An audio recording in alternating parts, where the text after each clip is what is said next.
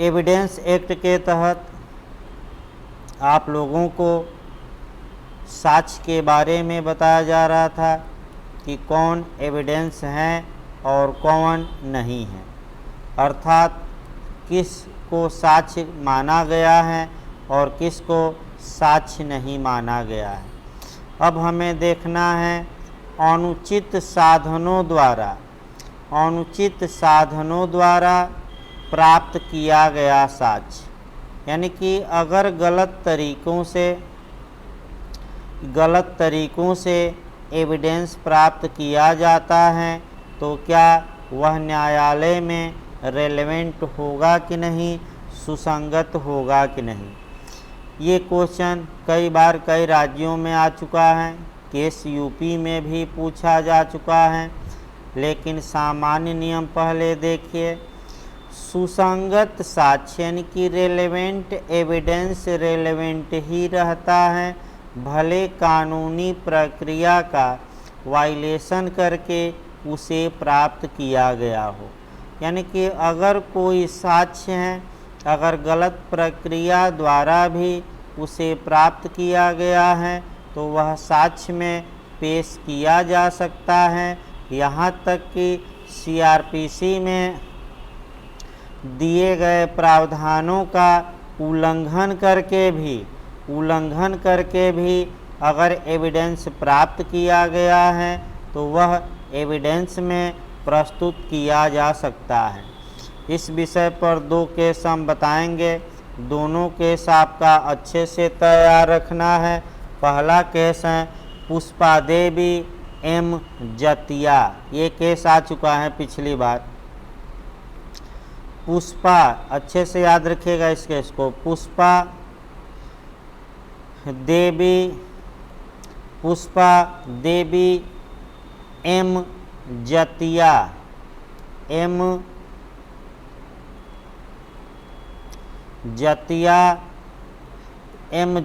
Versus M L Badhwa, M L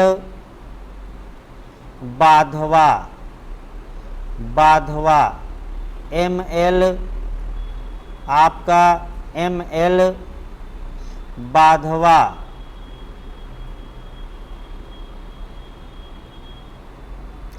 इस case में आपका उच्चतम न्यायालय ने 1987 ईस्वी में ये बता दिया कि अनुचित साधनों द्वारा प्राप्त साक्ष्य रेलेवेंट होता है, सुसंगत होता है। दूसरा जो केस आपको पढ़ना है वह अच्छे से पढ़ना है, वही केस आपका आईपीसी में भी काम करेगा, एविडेंस में भी काम करेगा, दोनों जगह आपका कंपटीशन में काम करता है। वह केस है बारेंद्र कुमार घोष वर्सेज इम्परर। बारेंद्र कुमार घोष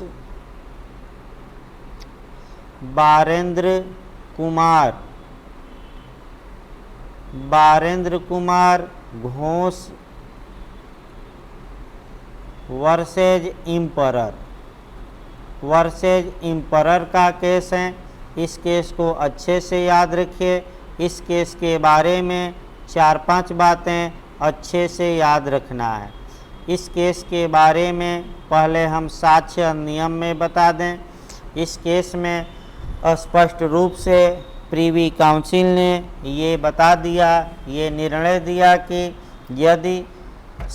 यदि कोई साक्ष्य सीआरपीसी में दिए गए प्रावधानों का उल्लंघन करके भी प्राप्त किया जाता है तो वह रेलेवेंट ही होगा।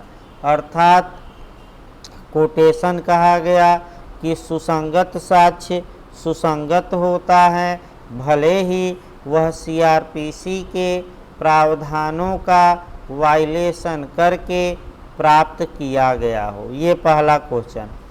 दूसरा क्वेश्चन आपका बारेंद्र कुमार घोष के केस में जज का नाम पूछा है।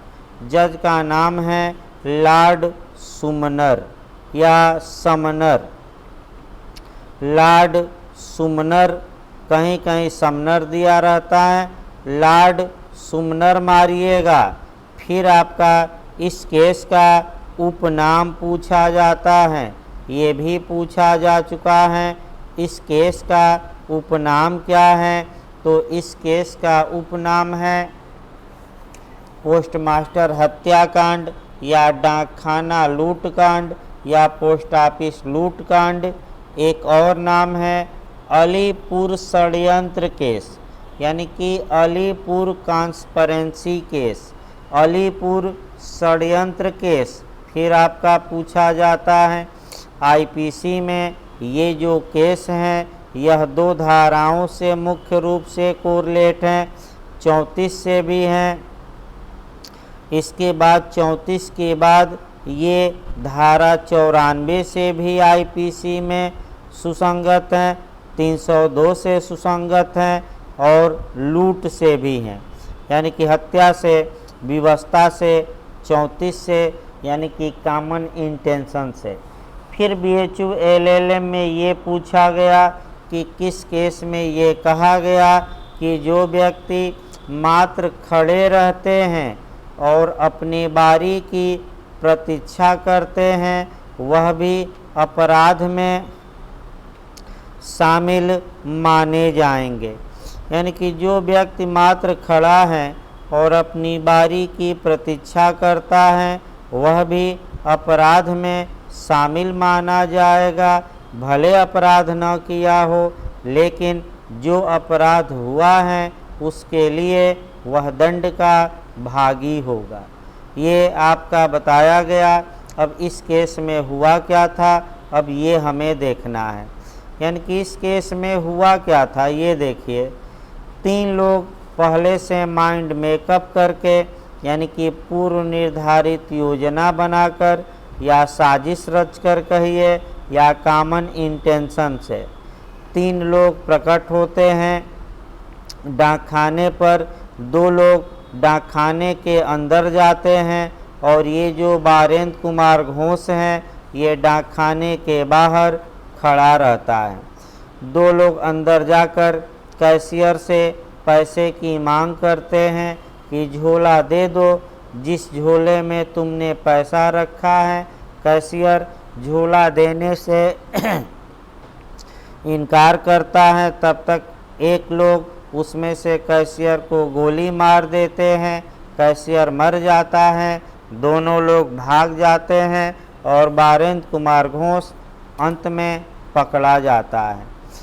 बारेंद्र कुमार घोष ये कहा कि मैं तो मात्र खड़ा था, तो न्यायालय ने ये कहा सुमनर ने कि जो व्यक्ति पूर्व निर्धारित योजना बनाकर अपराध करने आए हैं, अगर वे व्यक्ति मात्र खड़े भी रहते हैं, अपनी बारी की प्रतीक्षा करते हैं, तो वह भी अपराध में शामिल माने जाएंगे। फिर आपका यानी कि इसका मतलब ये हुआ कि जब वो कहा कि मैं विवश करके लाया गया था, तो भाई जब 2 लोग डाकखाने के अंदर पहुँचे तो तुम वहाँ से फरार हो जाते, भाग जाते। अब तो कोई मजबूरी नहीं थी, तुम क्यों खड़े थे? यानी कि सामान्य भाषा में क्या वहाँ पंजीरी बट रही थी, प्रसाद बट रहा था कि खड़े थे? जब खड़े हो तो ऐसी दशा में तुम भी बराबर के दोषी माने जाओगे। यानी कि बारेंद्र कुमार घोष का केस कई धाराओं से रिलेटेड है।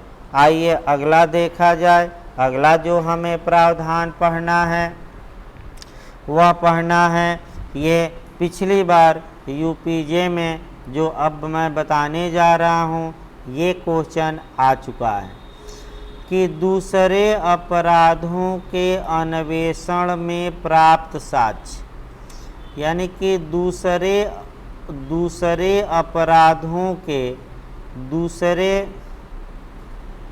अपराधों के इन्वेस्टिगेशन में, अन्वेषण में प्राप्त साक्ष्य, ये पिछली बार यूपीजे में ये क्वेश्चन बन चुका है। इस पर केस बना था। केस याद रखिएगा आपका रोनी वर्सेज महाराष्ट्र राज्य, ये केस बना था पिछली बार। Ronnie versus state of Maharashtra, Ronnie versus Maharashtra राज्य के महाराष्ट्र राज्य के केस में उच्चतम न्यायालय ने ये बता दिया कि अगर किसी एक अपराध का इन्वेस्टिगेशन हो रहा है और उस अपराध के इन्वेस्टिगेशन में दूसरे अपराध के किए जाने का एविडेंस प्राप्त होता है तो वह दूसरे अपराध में रेलेवेंट होगा, सुसंगत होगा। सबसे उत्तम उदाहरण वर्तमान समय में सुशांत केस चल रहा है। आपका सुशांत केस में कह सकते हैं कि सुशांत की मृत्यु कैसे हुई, इसका इन्वेस्टिगेशन चल रहा था। तब तक चैट से मालूम चला कि इसमें तो ड्रग्स कनेक्शन है, यानी कि एक केस की इन्वेस्टिगेशन हो रही थी, तब तक दूसरे मामले यानी कि ड्रग्स का मामला ओपन हो गया। अब समस्या ये आई कि क्या ड्रग्स के मामले में वह साक्ष्य दिया जा सकता है जो सुशांत की मृत्यु के मामले में सीबीआई या इत्यादि एजेंसियों ने प्राप्त किया है? बिल्कुल दिया जा सकता है। और ये रोनी वर्सेज स्टेट ऑफ महाराष्ट्र के केस में ये आपका आया। आप देख भी रहे होंगे कि 4 बूंद जिंदगी के पोलियो में 2 बूंद पिलाए जाते हैं और अफीम और ड्रग्स में 4 बूंद पिलाए जाते हैं। अब सोचिए अगर कोई 8 बूंद पी ले तब क्या होगा। अब तो आप सोच सकते हैं क्या होगा। 4 बूंद का मतलब हर एक चीज़ बताई नहीं जाती, कुछ अंतरात्मा से भी जानी जाती हैं। तो भाई बताना संभव नहीं है हर एक बात। आप खुद सोच सकते हैं कि 4 बूंद कितना शरीर पर इफ़ेक्ट डालेगा। आइए अगला चला जाए। शपथ पत्र, ये भी क्वेश्चन आ चुका है। ओथ या शपथ पत्र। अब ये है कि क्या जो शपथ पत्र दिया जाता है ये एविडेंस माना जाता है कि नहीं।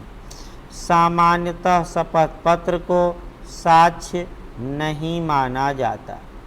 यह केस पूछा जा चुका है। केस अगर पूछा जाए तो आपका जवाब रहेगा सुधा देवी वर्सेज MP नारायण, यानी कि सुधा देवी वर्सेज MP नारायण का केस है। MP नारायण का केस है। सुधा देवी वर्सेज MP नारायण के केस में उच्चतम न्यायालय ने ये स्पष्ट कर दिया कि शपथ पत्र धारा 3 एविडेंस के तहत साक्ष्य नहीं होता, लेकिन यदि न्यायालय चाहें तो इसे साक्ष्य के रूप में प्रयोग कर सकता है। ये न्यायालय का विवेकाधिकार होता है। शपथ पत्र के बाद अब आता है अगला पॉइंट आता है आपका FIR। क्या FIR एविडेंस होता है कि नहीं, ये समस्या आई।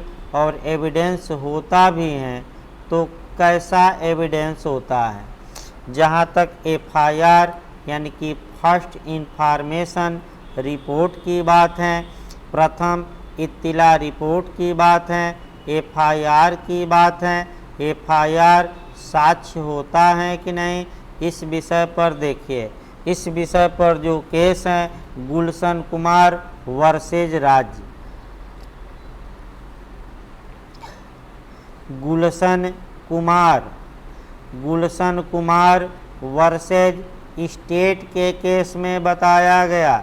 अच्छे से FIR के बारे में कुछ और बातें भी जानिए। FIR के बारे में पहले बता दिया जाए कि FIR के बारे में साक्ष्य अधिनियम में इस केस में क्या कहा गया, तब अन्य बातें FIR के बारे में कुछ कोरिलेट किया जाए।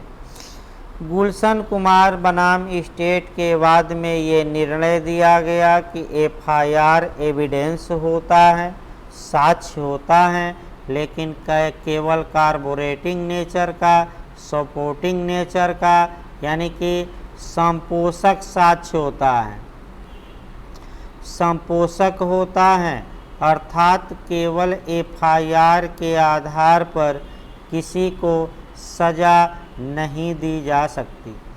अब इंटरव्यू में ये पूछा जाता है कि एफआईआर कब सब्सटेंसिव एविडेंस बन जाता है, सारवान साक्ष्य बन जाता है, अर्थात कब केवल एफआईआर के आधार पर किसी अभियुक्त को दंड दिया जा सकता है, सज़ा दी जा सकती है। तो कानून में दो ऐसी कंडीशन हैं जहां की एफआईआर सब्सटेंसिव एविडेंस बन जाता है, अर्थात केवल एफआईआर के आधार पर सज़ा दी जा सकती है यदि एफआईआर में कही गई सभी बातों को या कही गई बातों को न्यायालय में सिद्ध कर दिया जाए, यानी कि जो बातें एफआईआर में कही गई हैं यदि उन बातों को न्यायालय में प्रमाणित कर दिया जाए, तब ऐसी दशा में एफआईआर के आधार पर कह सकते हैं सज़ा अभियुक्त को दी जा सकती है। और दूसरा सबसे महत्वपूर्ण है, यदि एफआईआर एविडेंस की धारा 32(1) के तहत डाइंग डिक्लेरेशन में आ जाए, अर्थात मृत्युकालिक कथन में आ जाए, यानी कि जिस व्यक्ति ने एफआईआर दर्ज कराया है, एफआईआर दर्ज कराने के बाद उसकी मृत्यु हो गई हो और एफआईआर में उसने अपने मृत्यु के कारणों को बताया हो या उस ट्रांजैक्शन या संव्यवहार की परिस्थिति को बताया हो जिसमें उसकी मृत्यु हुई, तो ऐसी दशा में अब एफआईआर डाइंग डिक्लेरेशन या मृत्युकालिक कथन में कन्वर्ट हो जाएगा और इस आधार पर सज़ा दी जा सकती है। जहाँ तक एफआईआर की बात है, एफआईआर दर्ज की जाती हैं सीआरपीसी की धारा 164 के तहत 154 के तहत। अगर पुलिस अधिकारी एफआईआर दर्ज करने से इनकार करता है तो वह दंड का भागी होगा 166A के तहत। लेकिन वहीं आपका है कि शासन ही ऐसा है कि पुलिस वालों पर एक्शन कम ले रहा है, यानी कि अगर पुलिस गलती करती है तो पुलिस पर एक्शन की बात होती है, शासन कितना एक्शन ले रहा है। लेकिन कानून में प्रावधान किया गया है कि एफआईआर लिखना बाध्यकारी है, लेकिन व्यवहार में देखिए तो आपको भगा दिया जाएगा। ज़्यादातर मामलों में थाने से नहीं लिखता है थानेदार, तो उसके लिए भी सज़ा का प्रावधान है 166 आईपीसी ए के तहत। वो अलग बात है, बताया जाएगा एफआईआर डिटेल में। ये आया आपका एफआईआर। अगला देखा जाए, अगला जो आपका साक्ष्य है कि नहीं वह देखना है न्यायाधीश का व्यक्तिगत ज्ञान। ये भी पूछा जा चुका है, एमपी में 2 बार रिपीट किया है एमपीजे में कि जो न्यायाधीश का पर्सनल नॉलेज होता है, व्यक्तिगत ज्ञान होता है, क्या वह एविडेंस माना जाता है कि नहीं। तो न्यायाधीश का व्यक्तिगत ज्ञान साक्ष्य नहीं माना जाता, यानी कि न्यायाधीश का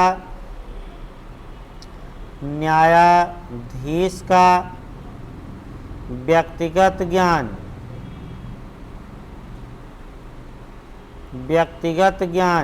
क्या माना जाता है कि नहीं। तो न्यायाधीश का जो व्यक्तिगत ज्ञान होता है वह साक्ष्य नहीं माना जाता। ऐसा निर्णय उच्चतम न्यायालय ने दिया।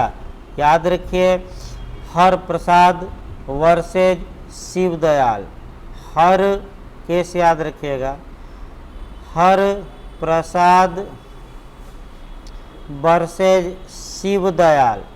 शिव दयाल के केस में ऐसा निर्णय न्यायालय ने दिया। अब न्यायाधीश का व्यक्तिगत ज्ञान, तो न्यायाधीश निरीक्षण करते हैं। सीआरपीसी की धारा 310 पढ़िएगा।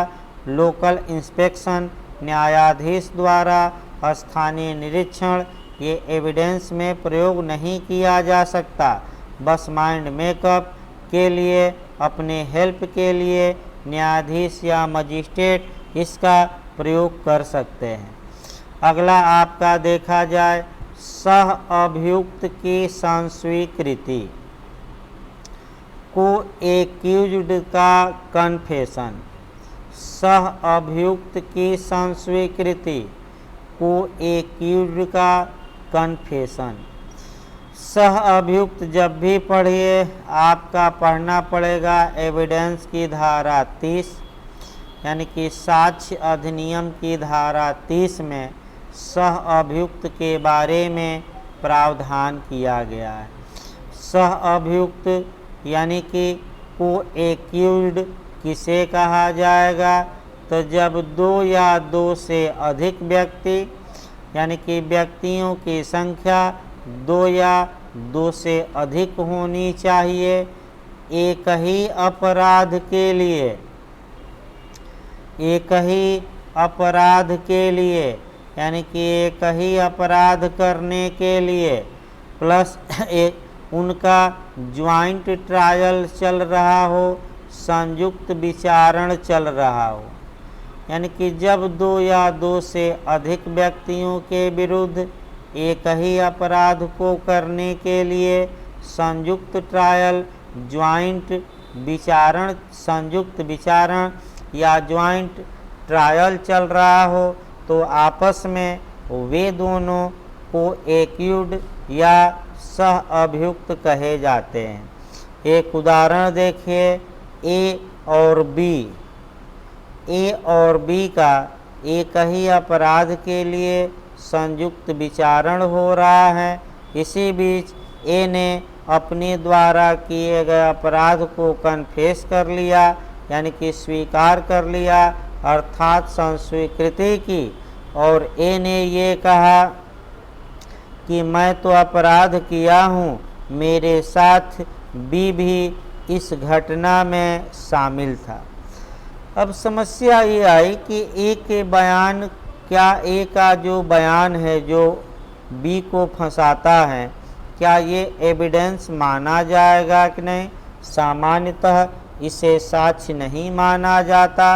ए के बयान पर बी के खिलाफ कितना महत्व दिया जाए, न्यायालय बस विचार में ले सकता है। यही मारिएगा कंपटीशन में, आगे तो डिटेल में बताया जाएगा।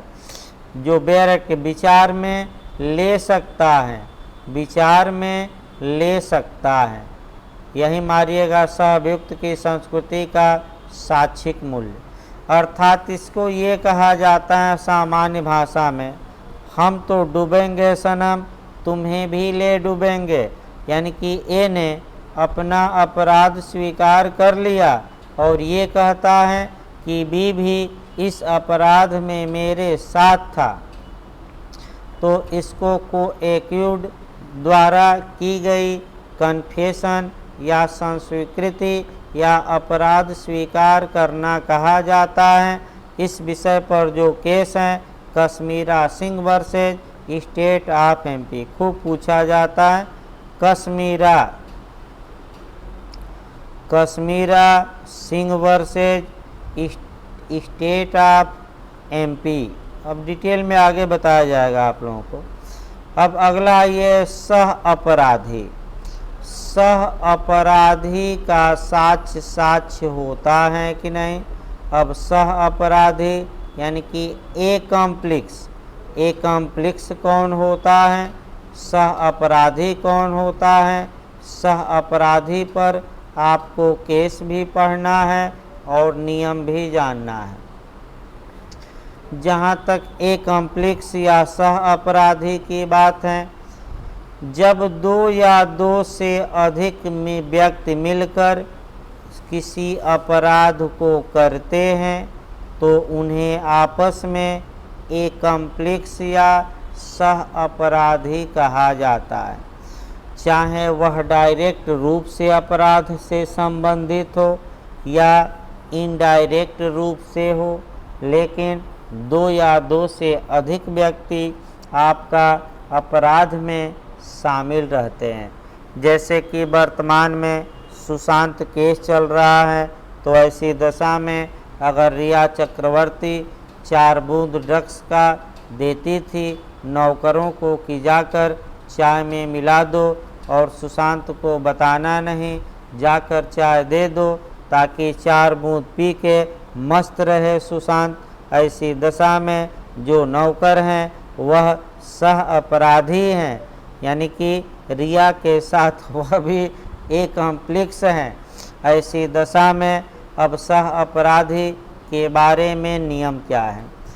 देखिए, साक्ष्य के अभाव में किया क्या जाता है, एक सह अपराधी को सरकार तोड़ती है और वह सरकारी गवाह बन जाता है। यानी कि अगर कोई सुशांत का नौकर सरकारी गवाह बन जाए और रिया के खिलाफ बयान दे तो क्या हो सकता है? तो सह अपराधी को ही पार्डन यानी कि क्षमादान दिया जाता है, उसकी सज़ा माफ़ कराई जाएगी। क्षमादान देने के बाद उसको शपथ दिलवाई जाएगी। शपथ दिलवाने के बाद उसका बयान लिया जाएगा और ए का बयान बी के खिलाफ एविडेंस में प्रयोग किया जाएगा। जब ए को क्षमादान दे दिया जाता है तो ए का नाम बदल जाएगा इकबाली साक्षी। इकबाल कर लिया है, अपना जुर्म कबूल कर लिया है, एक्सेप्ट कर लिया है, या सजा माफ या सरकारी गवाह या राज साक्षी सरकारी गवाह। अब समस्या ये आई कि क्या सह अपराधी का जो साक्ष्य है वह साक्ष्य माना जाएगा? इसके लिए एविडेंस की धारा 133 देखना है और 114 का दृष्टांत नंबर बी देखना है। 133 114 का दृष्टांत नंबर बी एविडेंस की धारा 133 बताती है कि सह अपराधी सक्षम साक्षी होगा, कॉम्पिटेंट विटनेस होगा, और अगर सह अपराधी के साक्ष्य के आधार पर सज़ा दी जाती है तो वह सज़ा अवैध नहीं होगी, यानी कि वैध होगी। इसका मतलब ये हुआ करंट उदाहरण में कि अगर सुशांत सिंह का कोई नौकर सरकारी गवाह बन जाए और वह रिया के खिलाफ न्यायालय में गवाही दे, तो ऐसी दशा में अगर उसकी गवाही के आधार पर रिया चक्रवर्ती को सज़ा दे दी जाती है तो वह सज़ा वैध मानी जाएगी, क्योंकि सह अपराधी कॉम्पिटेंट विटनेस होता है, सक्षम साक्षी होता है। लेकिन एक सतर्कता का भी नियम है, सावधानी का भी नियम है, प्रज्ञा का नियम है कि सह अपराधी विश्वास के योग्य नहीं होता जब तक कि उसकी बातों का अन्य साक्ष्यों द्वारा समर्थन या संपुष्टि न हो जाए। तो विधि का नियम दिया गया 133 और सतर्कता का नियम 114, लेकिन सह अपराधी का साक्ष्य होता है, सारवान साक्ष्य होता है। केवल सह अपराधी के साक्ष्य के आधार पर किसी दूसरे सह अपराधी को सज़ा देना अवैध नहीं होगा, अर्थात वैध होता है। एक केस आपको याद रखना पड़ेगा, वह है भुवनी साहू। भुवनी साहू का केस पूछा जाता है सह अपराधी पर। भुवनी साहू, या आगे बताया जाए डिटेल में, भुवनी साहू का केस याद रखिए। भुवनी साहू का केस किससे संबंधित है? तो आपका जवाब रहेगा सह अपराधी से। अब आइए अभियुक्त का लिखित कथन देखा जाए कि क्या जो अभियुक्त लिखित कथन देता है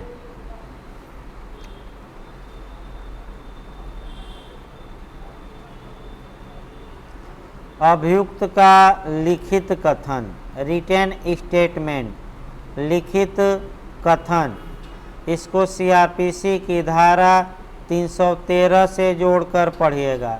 सीआरपीसी की धारा 313। अभियुक्त का लिखित कथन साक्ष्य होता है कि नहीं? सामान्यतः यह साक्ष्य नहीं होता।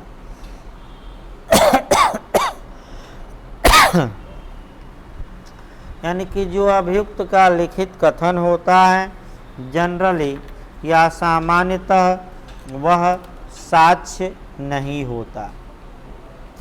अब जो आपका कुछ ही बातें बची हैं साक्ष्य में, आपका न्यायाधीश आपका कह सकते हैं कुछ बातें और बची हैं जो आपका पढ़ना है। देखिए जो अगली बातें बची हैं, पंचनामा। क्या जो पंचनामा होता है, जो पंचनामा होता है, क्या वह साक्ष्य माना जाता है कि नहीं? तो देखिए पंचनामा होता क्या है। सुशांत सिंह राजपूत के केस पर देखिए जब किसी की मृत्यु हो जाती है तो ऐसी दशा में पुलिस जाती है और पुलिस एक रजिस्टर तैयार करती है जिसमें कि जहाँ जहाँ खरोंच या चोट के निशान मृतक के शरीर पर रहता है उसको लिखा जाता है। और उसको लिखा ही नहीं जाता, 2 गवाहों के सामने लिखा जाता है। यानी कि 2 गवाह रहेंगे, उनके सामने लिखा जाता है। इसी को पंचनामा बोलते हैं। क्या ये एविडेंस होता है कि नहीं? सामान्यतः पंचनामा एविडेंस नहीं होता। इसको साक्ष्य में प्रयोग तभी किया जा सकता है जब गवाहों को बुलाया जाए। जैसे सुशांत सिंह राजपूत केस में पुलिस गई होगी, उनका शरीर में कहाँ कहाँ क्या खरोंच हैं एक डायरी पर लिखी होगी और 2 गवाहों को रखी होगी। तो जब तक कि गवाह न्यायालय में पेश न कर दिए जाएं, वो पंचनामा साक्ष्य नहीं होता है। यानी कि गवाह जब तक पेश न हो जाए तब तक पंचनामे को साक्ष्य नहीं माना जाता है। अगला आपका है, कह सकते हैं कि जो आपका अगला जो आपको पढ़ना है वह वीडियो कॉन्फ्रेंसिंग द्वारा लिया गया साक्ष्य। यानी कि जो वीडियो कॉन्फ्रेंसिंग द्वारा साक्ष्य लिया जाता है, क्या वह साक्ष्य माना जाएगा कि नहीं? इसको केस सहित याद रखिए। Video conferencing,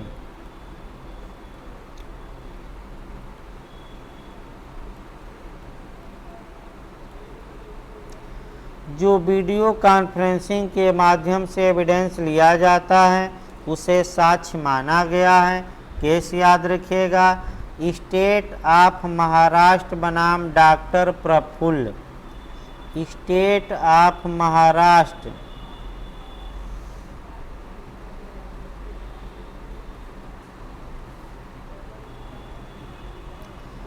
state of Maharashtra versus doctor Prafulla. याद रखिएगा डॉक्टर प्रफुल्ल का केस है। इस केस में वीडियो कॉन्फ्रेंसिंग द्वारा लिया गया साक्ष्य माना गया। देखिए वीडियो कॉन्फ्रेंसिंग जब भी पढ़िए 2-3 बातों को और ध्यान में रखिएगा। वीडियो कॉन्फ्रेंसिंग के बारे में 2-3 बातों को और ध्यान में रखना है। वीडियो कॉन्फ्रेंसिंग द्वारा जो एविडेंस लिया जाता है, गवाहों के बयान लिए जाते हैं, वह साक्ष्य माने जाएंगे। इसको पढ़ने के लिए सीआरपीसी की धारा 273 से उठाइएगा। सीआरपीसी की धारा 273 ये बताती है कि अभियुक्त के खिलाफ जो भी साक्ष्य लिया जाएगा वह अभियुक्त की उपस्थिति में लिया जाएगा। इसका मतलब ये हुआ कि जब अभियुक्त न्यायालय के समक्ष हाजिर हो तभी उसके खिलाफ साक्ष्य लिया जाएगा। लेकिन यह विधि का पूर्ण नियम नहीं है। कई ऐसे प्रावधान हैं जहाँ की इसका अपवाद सृजित किया गया है। अपवाद का मतलब हुआ कि अभियुक्त हाजिर नहीं है फिर भी उसके खिलाफ एविडेंस लिया जाता है। अब समस्या ये आई कि जो वीडियो कॉन्फ्रेंसिंग होती हैं उसमें भी अभियुक्त न्यायालय के सामने हाजिर नहीं होता, इलेक्ट्रॉनिक माध्यमों से उपस्थित होता है। तो उच्चतम न्यायालय ने प्रफुल्ल कुमार के वाद में 2013 में ही 2003 में ये बता दिया कि वीडियो कॉन्फ्रेंसिंग के माध्यम से न्यायालय में अभियुक्त की जो उपस्थिति होती है वह वैध होगी। ये 273 सीआरपीसी का इससे उल्लंघन नहीं होता। आइए देखा जाए, आपका कह सकते हैं कि तमाम बातें बता दी गई। आपको कह सकते हैं आपका एविडेंस में लगभग जहाँ जहाँ से क्वेश्चन बनता है वे बातें आपका बता दी गई। धन्यवाद।